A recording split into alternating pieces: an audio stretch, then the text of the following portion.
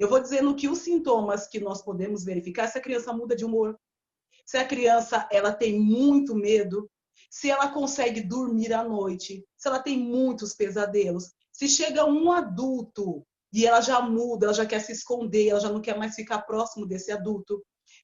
Essa violência dentro da família, ela guarda muitos segredos. Então, além de ter os seus segredos, tem as suas ameaças. E nós sabemos que, além disso, geram outras realidades dentro dessa questão intrafamiliar. Às vezes, a mãe também sofre com a violência, guarda o segredo, pede que a filha também guarde segredo, e por muitos e longos tempos, a criança vai continuando sendo violentada e abusada sexualmente. Por que é tão difícil essa demora? Por que é tão longa? Porque se é alguém de fora, a criança ainda consegue dizer. E a mãe, por não conhecer, por não fazer parte do convívio, essa denúncia é melhor acolhida. Agora, quando a criança diz que foi um pai, um padrasto, um tio, um primo, um amigo que está ali junto, costumamente, quem ouve acha que a criança está mentindo. Então, também entra essa questão de não acreditar no que a criança diz, de dizer que a criança sempre mente, que a criança sempre inventa alguma coisa. Também a criança, às vezes, ela fica isolada, ela se automutila. Tem crianças que tentam suicídio, adolescentes que tentam suicídio devido à questão da violência sexual. Há também, porque a criança, quando é alguém muito próximo, pai ou padrasto, ela não entende essa divisão de quem tinha que proteger, está também abusando dela. Conforme vai ter as ameaças, ela vai se sentindo culpada de dizer, sofrer. Então, por isso que nós precisamos estar atentos às nossas crianças. Elas dão vários sinais. Eu vou aproveitar para introduzir nessa pergunta a Edna. Sendo professora, o que se vê de sinais em crianças que estão passando por situação de violência, seja física, psicológica ou mesmo sexual? Essa violência, ela é um fenômeno sócio-histórico, cultural, é um fenômeno pandêmico. Então, quando a criança chega até a escola, ela chega com uma história de vida. Pode até ser que essa violência que ela sofre, esse abuso sexual, ela sofre há muito tempo, e há muito tempo ela está tentando verbalizar, ou ela já tentou verbalizar isso em casa e não foi ouvida, ou foi e fez parte de um segredo familiar, fez parte de um silêncio, de um pacto de silêncio familiar, onde se protege o agressor ou a agressora e não a própria vítima. Essa criança chegando à escola, dependendo da faixa etária, ela dá sinais.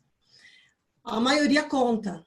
Dependendo da faixa etária, ela conta. Quanto menor, ela conta, né? Que está com dor, que está com sangue, que alguém mexeu nas partes íntimas dela, brincando com algum coleguinha, ela conta isso, né? E se o professor, a professora, ela não está atenta a essa conversa, a essa fala, né? Muitas vezes acaba passando, né? Mas muitas vezes essa criança fala realmente para a própria professora. E aí a gente tem uma outra situação, porque assim, nem sempre aquele professor, aquela professora está preparado para ouvir este relato. E aí ela fica, o que fazer, né? A maioria relata este fato para a equipe gestora da escola, e a equipe gestora deve comunicar algum órgão, né, de proteção à criança, geralmente o conselho tutelar. Mas isto basta? Não basta, porque a criança ela não é um simples papel onde burocraticamente se escreve o que está acontecendo, encaminhou e acabou esse fato. Pelo contrário, né? A família é chamada, a criança é exposta, muitas vezes a criança é orientada pela própria família a não contar o que aconteceu, né? E aí, quando ela volta para a escola, ela volta muitas vezes com mais tipos de violência, como a física, porque apanhou, porque contou, e a própria violência psicológica, porque você não podia ter contado. E agora? Seu pai vai ser preso? O seu tio vai ser preso? Como é que vai ser agora? Então, assim, a culpa acaba ficando para a criança. Os adultos se esquecem de se colocar no lugar da criança. O que ela está sentindo? O que ela está pensando? E tem mais, a criança volta para casa. A criança volta para casa. E tem mais, se a criança, por exemplo, se esse violador ou violadora, porque não tem só agressor, tem agressora também, tem abusadora sexual, né? Que aí já é uma outra conversa, que faz parte dessa conversa também, né? Se não sai nada no exame de corpo de delito, né?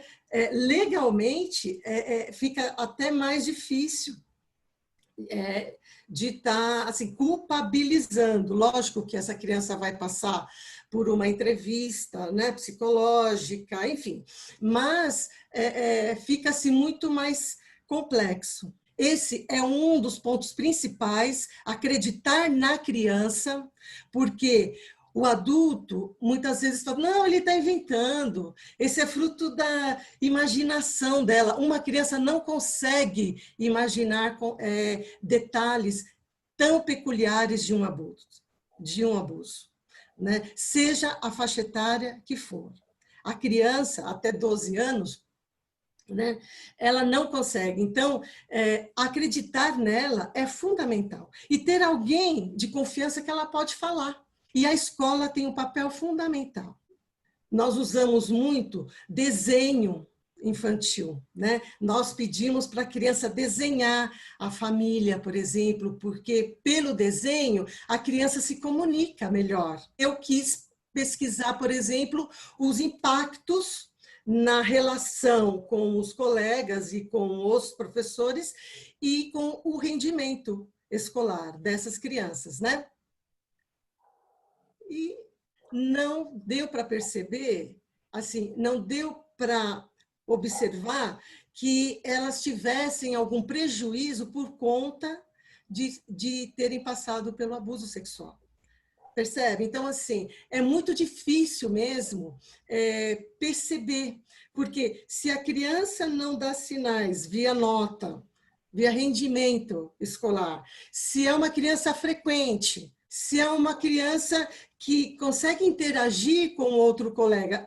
Eu estou trazendo tudo isso para que percebam que é bem complexo. Não é simples, não é 1 mais 2 igual a 3, né? E cada caso é um caso.